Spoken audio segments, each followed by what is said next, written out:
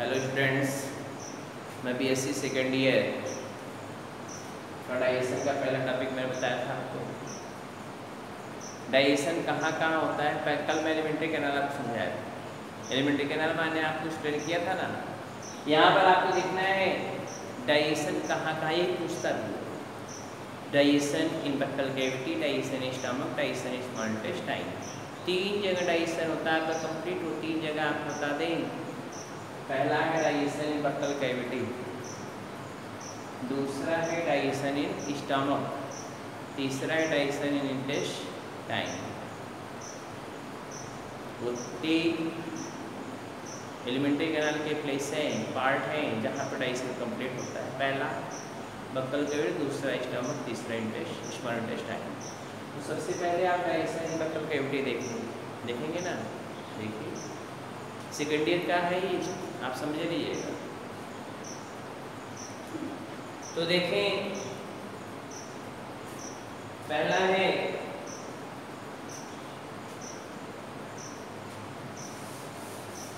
Digestion इन buccal cavity. Digestion इन buccal cavity आपको देखना है। पहले बहुत ध्यानपूर्वक मेरी बातों को सुनिएगा, बहुत समझ में आएगा, अच्छा भी लगता है आपको देखने के बाद, सुनने के बाद। डाइजेशन बक्कल कैविटी, ये जो बक्कल कैविटी होता है इसमें से 1.5 से 2 litre 1.5 to 2 litre saliva secreted per day. मैं हिंदी विषय समझाता हूँ, आपको समझ में आ जाए। A normal healthy human person secreted about 1.5 to 2 litre saliva per day,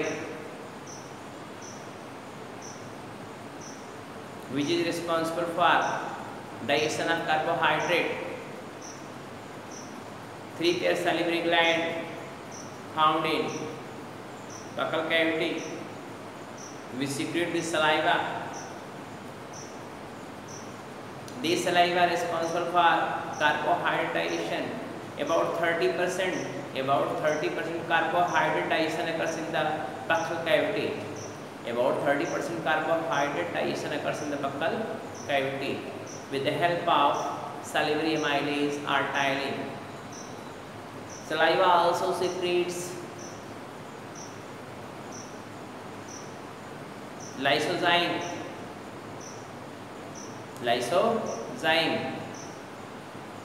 which is anti-pathogenic in action. Destroy the pathogen which are ingested by food. Destroy the pathogen which are ingested by food.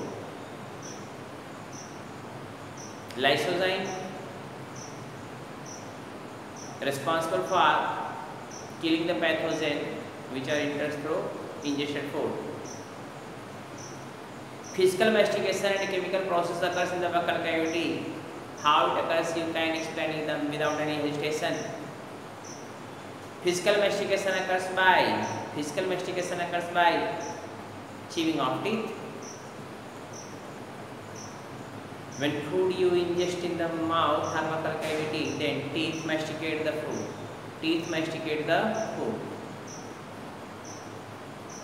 Food converted into small pieces and converted into bolus. Bolus means cover होता है, converted into bolus. Salivary amylase convert the starch into maltose, or you can say polysaccharide into disaccharide with the help of water. Physical mastication, taste buds found on the tongue. Detect the, or you can say test the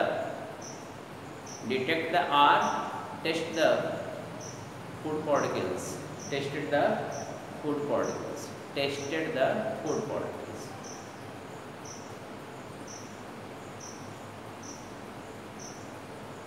Tongue helps in movement of food in the buccal cavity. pH of saliva is 6.8, slightly acidic. 6.8, slightly acidic, which are most important for digestion of carbohydrate in the buccal cavity with the help of salivary amylase. It is simple things which I tell you in digestion in buccal cavity.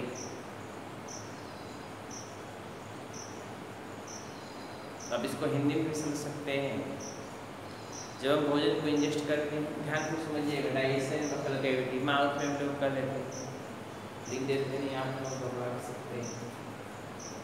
Digestion buccal cavity या कुछ लोग इसको mouth भी कर लेते, लेकिन सही नहीं होता। ये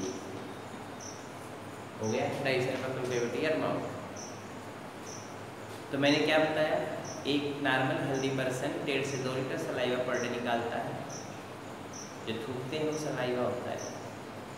जो दोहरा खाते हैं, गुटखा खाते हैं या अदर चीज़ें जो खाते हैं, जो बार बार पान खाते हैं, थूकते हैं बार बार, वो उनके लिए हानिकारक होता है। डाइजेशन का बाद में प्रॉब्लमेटिक हो सकता है और माउथ कैंसर भी हो सकता है। तो इसलिए गुटखा न खाएं या दूसरा जो टोबैको है उसको न खाएं, या जितने भी हार्मफुल मटेरियल हैं वो क्या कर सकते हैं, आप कैंसर उत्पन्न कर उसको न खाएं, डाइजेशन में प्रॉब्लम क्रिएट करेंगे। मैंने कहा माउथ में बक्कल कैविटी में लगभग 1.5 से 2 लीटर सलाइवा पर डे निकलता है। उस सलाइवा में सालिवरी एमाइलेज होता है या टायलिन बोलते हैं। सालिवरी एमाइलेज, ये देखिए सालिवरी एमाइलेज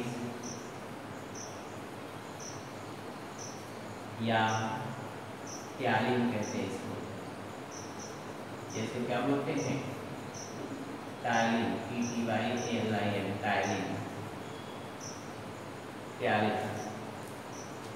और क्या निकलता है, लाइसोजाइम। क्या निकलता है, लाइसोजाइम। टायलिन निकलता है या लाइसो, और टायलिन निकलता है और लाइसोजाइम निकलता है। समझ रहे हैं? pH कितना होता है, 6.8, अर्थात स्लाइटली एसिडिक होता है। स्लाइटली कैसा होता है, एसिडिक होता है। pH स्लाइटली एसिडिक होता है, ठीक है ना। तो मैं आपको बता रहा था, एक नॉर्मल हेल्दी पर्सन 1.5 से 2 लीटर सलाइवा निकालता है। उस सलाइवा का pH 6.8 होता है, जो स्लाइटली एसिडिक होता है। एसिडिक मतलब क्षारी। इसमें लाइसोजाइम होता है, सालिवरी एमाइलेज और टायलिन होता है। लाइसोजाइम जो होता है पैथोजन को किल करता है जो भोजन के साथ आते हैं। जो भोजन आप करते हो उस भोजन के साथ जो पैथोजन आता है उसको किल करता है कौन, सालिवरी लाइसोजाइम, ठीक। जो भोजन आप करते हो उसमें जो स्टार्च है, चावल है, रोटी है, आलू है, जब आप इसको आप चबाते हो तो चबाने के साथ सलाइवा के साथ ही एंजाइम मिलता है। सलाइवा के साथ ही एंजाइम मिलेगा और ये एंजाइम जो होता है, सलाइवा के साथ जो एंजाइम मिलता है वो एंजाइम क्या करता है, वो स्टार्च को कन्वर्ट कर देता है माल्टोज में। स्टार्च को कन्वर्ट कर देता है माल्टोज में, अर्थात पॉलीसैकेराइड को डाइसैकेराइड में कन्वर्ट कर देता है। पॉलीसैकेराइड कॉम्प्लेक्स होता है, डाइसैकेराइड सिंपल होता है। समझ रहे हैं ना। लगभग 30% कार्बोहाइड्रेट का डाइजेशन बक्कल कैविटी में होता है, किसके द्वारा, सालिवरी एमाइलेज या टायलिन के द्वारा, ठीक। हमारे पास समझे, माउथ में ही बक्कल कैविटी में ही। अब आप ध्यान दें, बक्कल कैविटी में होता है टंग होता है, जो भोजन का टेस्टिंग पता करते, टेस्ट करते हैं भोजन किस प्रकार का है, तीखा है कि मीठा है, कसैला है कि खट्टा है, कैसा। इसके बाद टंग जो होता है वो भोजन को मूवमेंट करने के लिए, फूड प्रोडक्ट मूवमेंट के लिए टंग रिस्पॉन्सिबल होता है। बोलिए ना, tongue is responsible for movement of food particles. Movement of food particles, food के मूवमेंट के लिए टंग रिस्पॉन्सिबल होता है। फिजिकल मैस्टिकेशन टीथ के द्वारा होता है, दांत के द्वारा आप भोजन को चबाते हो। एक बात ध्यान रखिएगा, जितना ज़्यादा आप दांत से चबाकर भोजन करेंगे, चबाना मतलब च्यूइंग, CHEWING, जितनी ज़्यादा आप च्यूइंग करेंगे उतना ही बढ़िया आपका डाइजेशन होगा।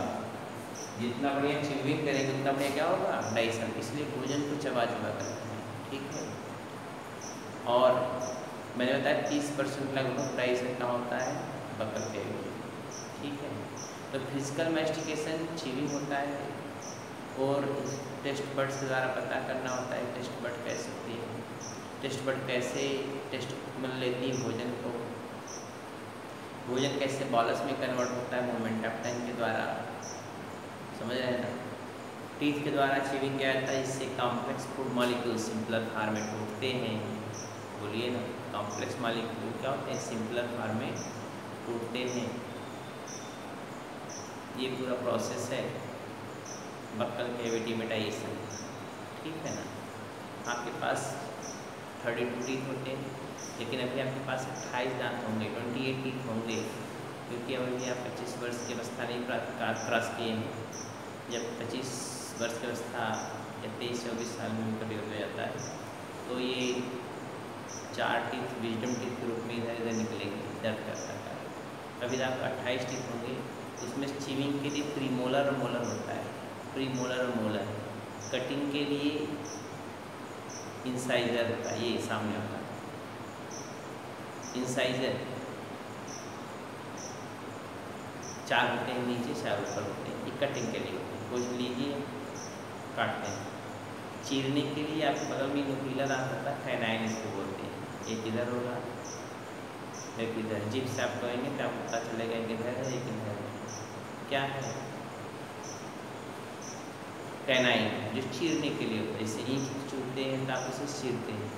और च्यूइंग के लिए प्रीमोलर और मोलर, जो तगड़े तगड़े दांत मोटे मोटे होते हैं। दांत का सबसे बाहर वाला भाग इनामेल होता है, आपको पता नहीं होगा ना, उसका जान लीजिए।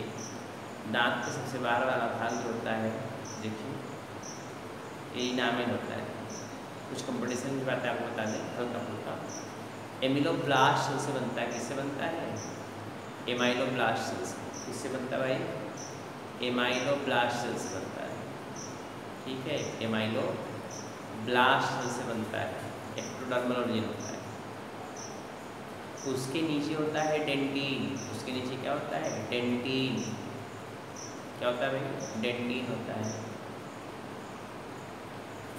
जो ओडोंटोब्लास्ट सेल से बनता है, ओडोंटोब्लास्ट सेल से बनता है।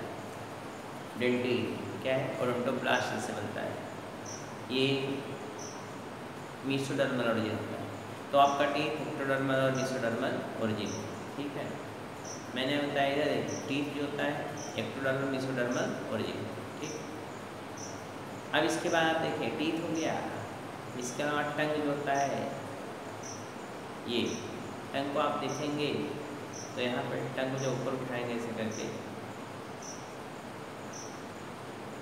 तो यहाँ पे आप देखेंगे एक पतला सा मेम्ब्रेन होता है, इसको जोड़े होता है।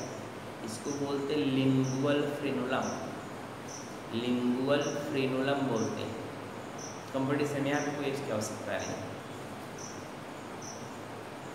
सैलिवरी ग्लैंड 3 पेयर होती है, 2 पे यहाँ पे पैरोटिड ग्लैंड होती है, 1 पेयर पैरोटिड ग्लैंड है अंदर, ऐसा ऊपर से खुलती है।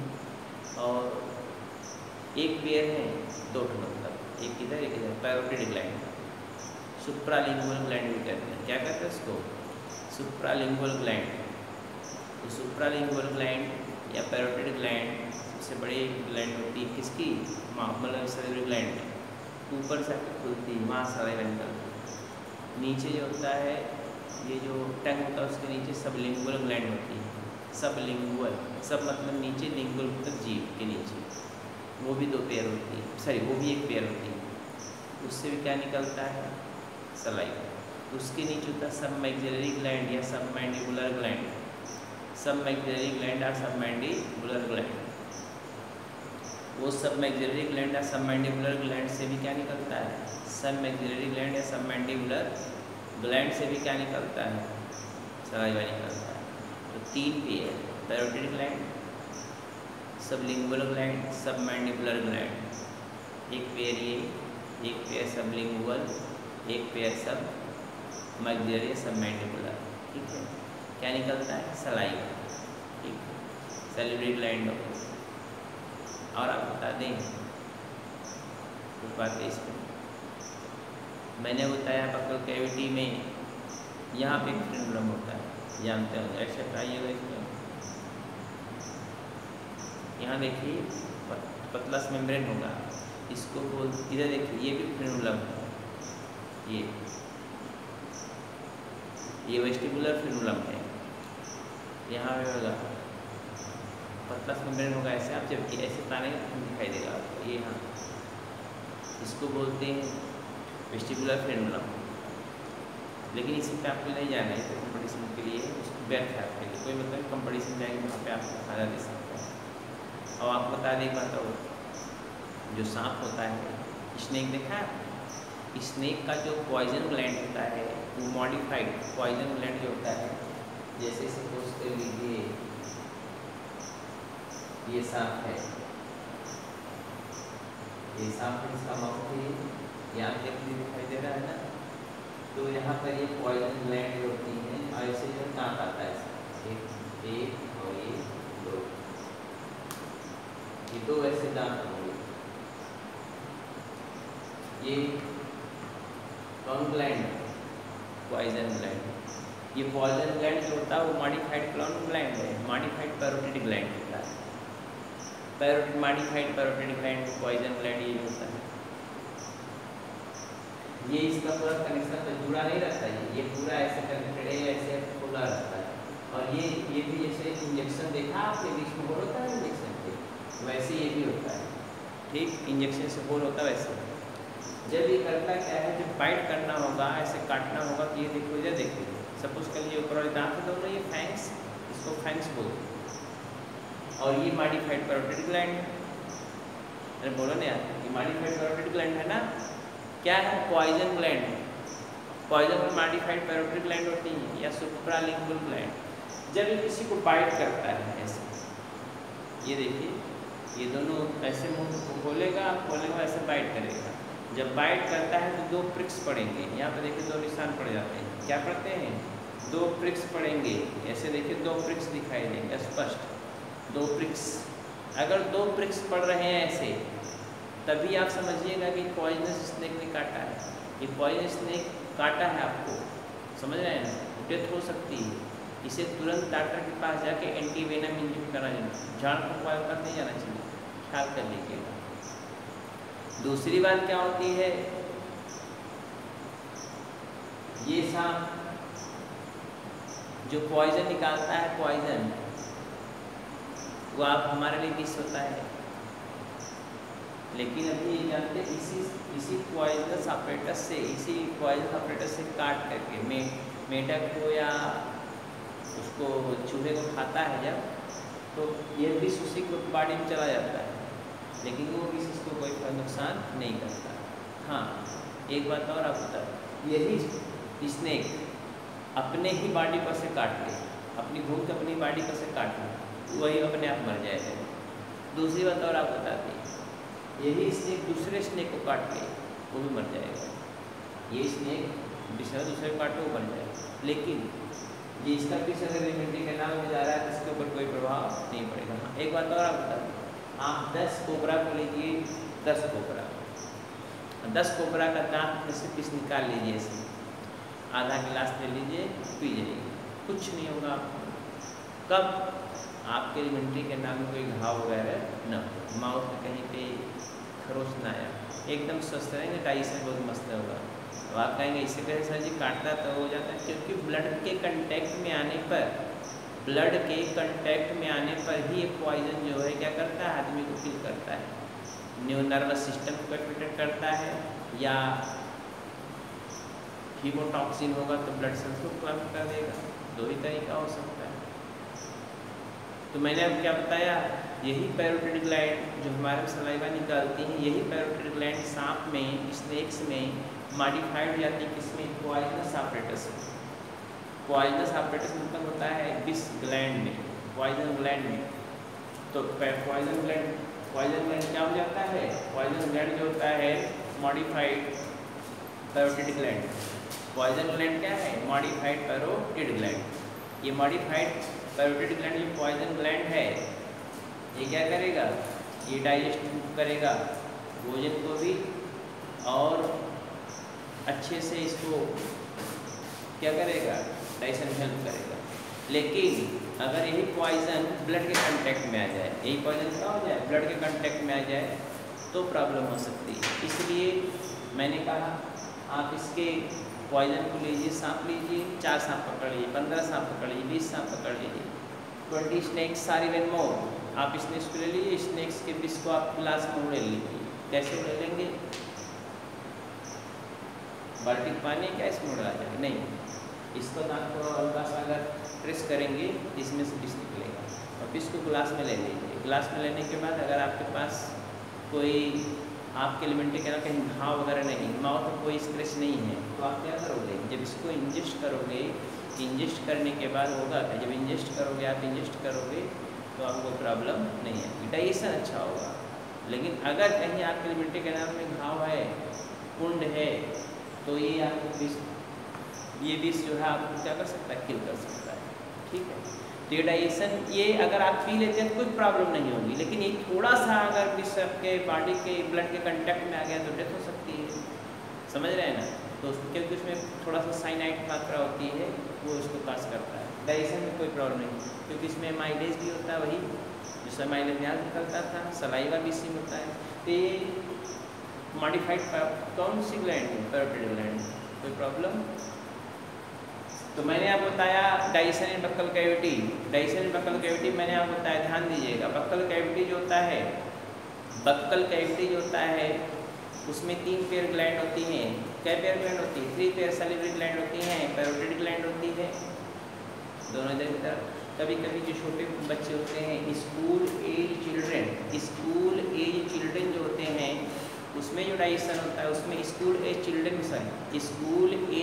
जो होते हैं उसमें पैरोटिड ग्लैंड में जब इन्फेक्शन हो जाता है तो मम्स हो जाता है, गलसुआ। क्या होता है, मम्स या गलसुआ होता है।